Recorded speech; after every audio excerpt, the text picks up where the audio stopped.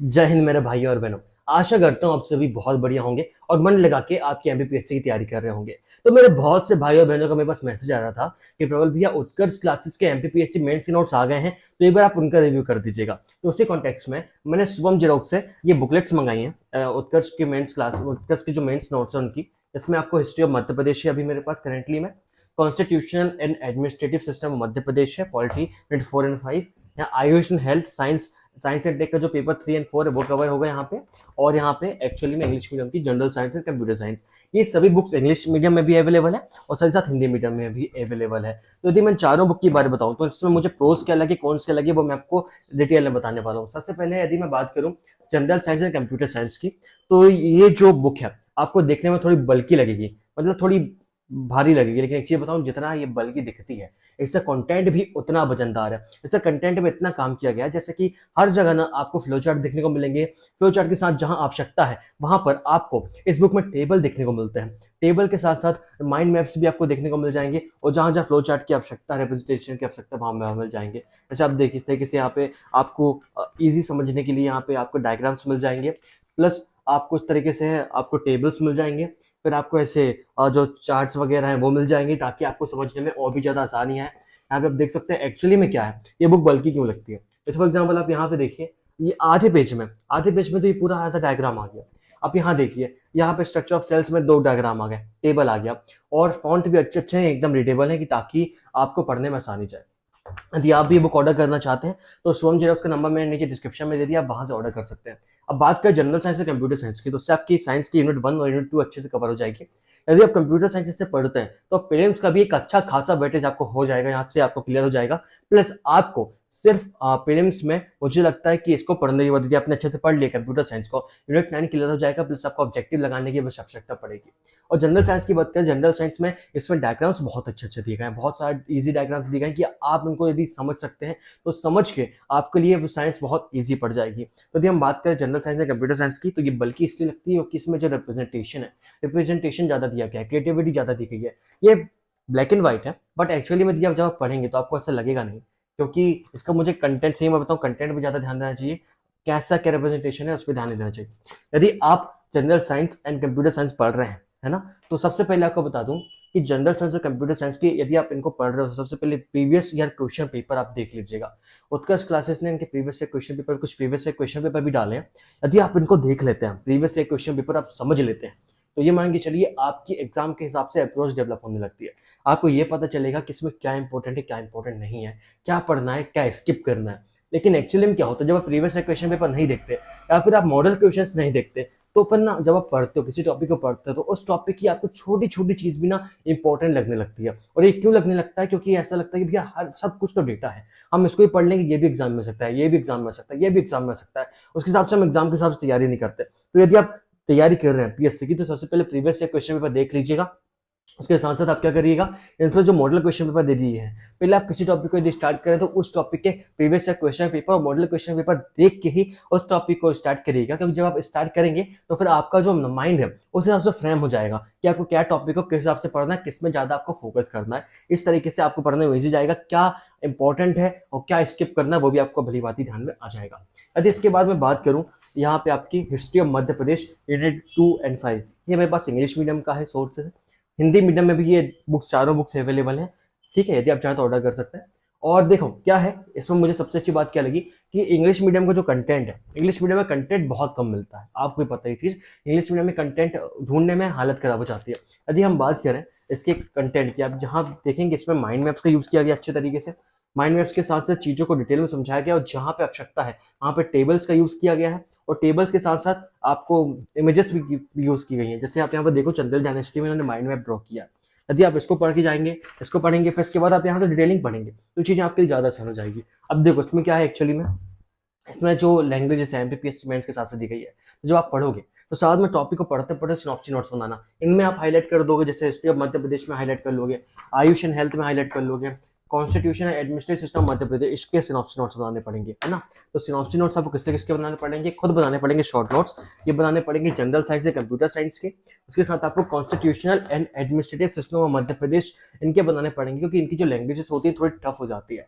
और आप जब क्या होते हैं, जब आप बार बार पढ़ोगे तो आपको टाइम लगेगा, लेकिन यदि आप एक बार टॉपिक को पढ़ के इनके साथ साथ यदि आप शॉर्ट नोट्स बनाते चलते हो तो आपके पास एक तो डेटा बहुत ज्यादा मिल जाएगा, और जब आपका वो शॉर्ट नोट्स आपको याद हो जाए, आप जो शॉर्ट नोट्स आप बना रहे हो आपके सिनॉप्सी नोट्स है, और जब वो याद हो जाए तो आप इनकी बुक लैंग्वेज पढ़िए और उस बुक लैंग्वेज को लिखने का ट्राई करिए, तो आपके मेंस में भी एक अलग आंसर राइटिंग की झलक देखने को मिलेगी। ठीक है, अब यदि हम बात करें आपकी constitutional and administrative system of Madhya Pradesh की, तो देखो आपको ही पता है कि एमपी में मध्य प्रदेश का जो इंग्लिश मीडियम कंटेंट है वो मिलना बहुत ही मतलब आसान बात नहीं होती, आसानी से नहीं मिलता है। और फर्स्ट क्लासेस के जो इंग्लिश मीडियम के नोट्स हैं उसमें ऐसा लगता है मुझे कि ये जो यूनिट 4 एंड 5 इसमें कंप्लीट डिटेल में दे दिया गया है। जैसे यदि मैं वर्क की बात बताऊँ ना आपको, तो देखो यहाँ से challenges for consumer protection in India, जितने भी मेजर्स हो गए आपके, यहाँ पे आप देखो, यहाँ पे उन्होंने दोबारा यूज कर दिया है फ्लो चार्ट का कि आपको पढ़ने में आसानी जाए। और वैसे ही इन जब आप इनको पढ़ते हैं ना एक्चुअली में, तो आपको चीजें वैसे क्लिक होती रहती हैं। और जब सिनॉप्सी नोट्स बनाते हैं, सिनॉप्सी नोट्स क्यों बनाते हैं, सिनॉप्सी नोट्स में जितना भी इंपॉर्टेंट डायमेंशंस है हम उसको जल्द से जल्द कवर कर लें। और फिर बुक रीडिंग क्यों आवश्यक होती है, बुक रीडिंग इसलिए आवश्यक होती है कि जो सिनॉप्सी नोट्स हमें ध्यान है, हमें याद है, उनको हम बुक की लैंग्वेज में कैसे लिखेंगे, हमारी आंसर राइटिंग फॉर्मेटिंग में कैसे फ्रेम करेंगे, या कम शब्दों में ज्यादा डेटा कैसे देंगे, तो उसके लिए बुक लैंग्वेज भी समझना जरूरी होता है। नहीं तो क्या होता है, यदि आप समझेंगे तो आप आपकी लोकल लैंग्वेज में लिखेंगे।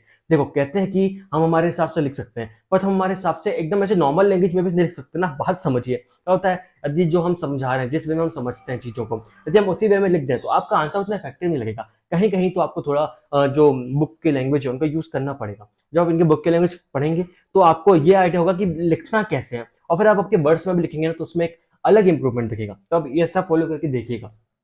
यदि अभी तक आपने हमारा टेलीग्राम चैनल ज्वाइन नहीं किया है तो सबसे पहले आप हमारा टेलीग्राम चैनल ज्वाइन कर लीजिएगा।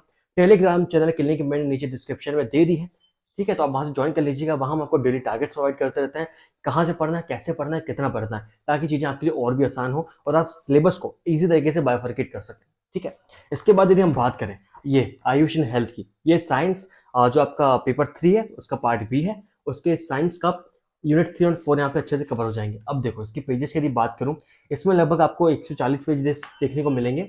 और इसमें क्या है, आपको ये बुक देखो, ये सब बुक मोटी क्यों लग रही है मैं रीजन बता रहा हूँ आपको।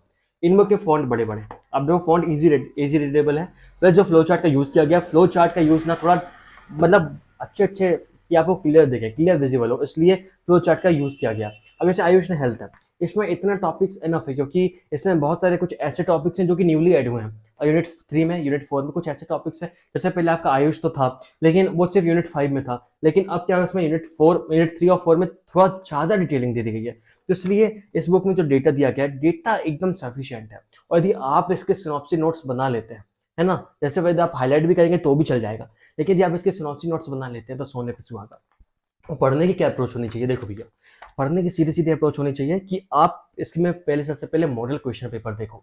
जब आप इनके मॉडल क्वेश्चन पेपर देखेंगे तो आपको क्या रहेगा कि आपको ये चीज पता चलेगी कि 2 मार्क्स में कैसे क्वेश्चन पूछे जा सकते हैं और क्या क्या इंपॉर्टेंट टॉपिक्स है जिनसे क्वेश्चन पूछे जा सकते हैं। वैसे ही आपको पता चलेगा, आपको क्या पता चलेगा कि 7 मार्क में कैसे क्वेश्चन पूछे जा सकता है, 10 मार्क में कैसे क्वेश्चन पूछे जा सकता है। जब आपको ये पता चल जाएगा तो उसके बाद जब आप बुक रीडिंग करेंगे तो आपके लिए और भी आसान हो जाएगा। जैसे प्रीवियस क्वेश्चन पेपर की थी हम बात करें तो आयुष के क्वेश्चंस आपको देखने को मिल जाएंगे, आयुष के मॉडल क्वेश्चंस देखने को मिल जाएंगे, है ना, तो आप वहां से देख के आप यहाँ से कवर कर सकते हैं, आपके लिए चीज ज्यादा ईजी पड़ेगी। तो ओवरऑल यदि मैं बात करूँ तो ये बुक में मुझे सबसे अच्छा है ना क्या लगा कि इसमें चीजों को, इन सभी बुक में चीजों को वेल डिफाइन अच्छे तरीके से एक्सप्लेन किया गया है और पूरा एग्जाम की अप्रोच के हिसाब से उन्होंने बुक को डिजाइन किया है। General science and computer science बस मुझे थोड़ी बल्कि जैसी लगी थी स्टार्टिंग में, बट जब मैंने इनके अंदर कंटेंट देखा तो कंटेंट में मुझे ये चीज समझ में आया कि कंटेंट तो शानदार है, कंटेंट भी वजनदार है, लेकिन बुक ज्यादा हैवी होने का सबसे बड़ा रीजन ये है कि फ्लो चार्ट और जो आपके जो चार्ट्स हैं और जो डायग्राम्स हैं उनका ज्यादा यूज किया गया है और आधे ज्यादा मुझे लगता है कि पेजेस तो वही खा रहे होंगे। कंप्यूटर साइंस का जो डेटा दिया गया है, कंप्यूटर साइंस में इतना एनफ डेटा दे दिया गया है कि आपका प्रीलिम्स की की भी तैयारी हो जाएगी, बस अलग से आपको ऑब्जेक्टिव क्वेश्चन लगाने की आवश्यकता पड़ेगी। आयुष ने हेल्थ में इतना इनफ डेटा दिया गया, शानदार डेटा दे दिया गया है, आप इतना पढ़ लेते हैं और आपकी हल्की सी समझ है तो कोई भी क्वेश्चन इनसे बाहर नहीं जाने वाले, मोस्टली तो ऐसा जाएंगे तो बहुत बहुत ही कम चांसेस है कि बाकी लोग से बने। Constitutional and administrative system of Madhya Pradesh को वेल डिफाइन किया गया है, लेकिन इसमें चीज़ों को थोड़ा डिटेल में दे दिया गया है। जो लैंग्वेज है थोड़ी पॉलिटी के हिसाब से इसमें डिजाइन कर दी गई है। तो आपको क्या आवश्यकता है, जो उनकी हेडिंग्स है, हेडिंग्स को उन्होंने एकदम बहुत इजी लैंग्वेज में दिया है, तो आप उन्हीं हेडिंग के बल पे आप अपने सिनॉप्सिस नोट्स बना ले सकते हैं और वो अंदर का जो डेटा है उन कंटेंट को समझ सकते हैं। उसके बाद उनको हाईलाइट कर लीजिएगा, इतना इनफ है, क्योंकि पॉलिटी की लैंग्वेज अलग कहलाती है। जैसे कि यदि आप यहाँ पर चेक करेंगे तो जैसे इसमें पूरा जैसे है, यहाँ पे देखो जो हेडिंग्स दी गई हैं, जैसे सेकंड जज केस, यहाँ पे पूरा इन्होंने बोल्ड में दे दिया है, जो बोल्ड में दे दिया है तो उनको बस लिख लोगे आपकी लैंग्वेज के हिसाब से, तो इतना इनफ है आपके लिए। इंपॉर्टेंट चीजें वहां से हाईलाइट हो गई हैं। अब देखो बुक की लैंग्वेज है तो थोड़ा बुक की टाइप से बनाना भी पड़ेगा। और हिस्ट्री ऑफ मध्य प्रदेश है, पेपर 1 पार्टी यूनिट 2 एंड 5, इसमें भी इनफ डेटा दिया गया है। अब इतना पढ़ लीजिए, आपका काम इतने से हो जाएगा। और बस बार बार मेरा ये कहना है कि यदि आप कोई भी बुक को पढ़ रहे हैं, है ना, तो उसी बुक को बार बार पढ़ते रहिए। अब 10 जगह मत भटकिएगा कि मैं आज इस कोचिंग के नोट्स से लेता हूँ, उस कोचिंग के नोट्स से लेता हूँ। यदि आप उत्कर्ष क्लासेस के नोट्स से पढ़ रहे हैं तो भाई शानदार नोट्स है, आप उनसे पढ़ सकते हैं। यदि आप ऑर्डर करना चाहते हैं तो अगेन मैंने सोम जेरोक्स का नंबर नीचे डिस्क्रिप्शन में दे दिया है और पहले मैं स्क्रीन में भी शो कर दिया है, तो आप वहां से बुक ऑर्डर कर सकते हैं। और साथ ही साथ आप मेरे टेलीग्राम चैनल की भी लिंक मैंने नीचे डिस्क्रिप्शन में दे दी है, आप वहां से मेरा टेलीग्राम चैनल भी ज्वाइन कर सकते हैं। ठीक है मेरे भाई, फिर मिलता हूँ अगले वीडियो में। तब तक के लिए जय हिंद, जय भारत, वंदे मातरम।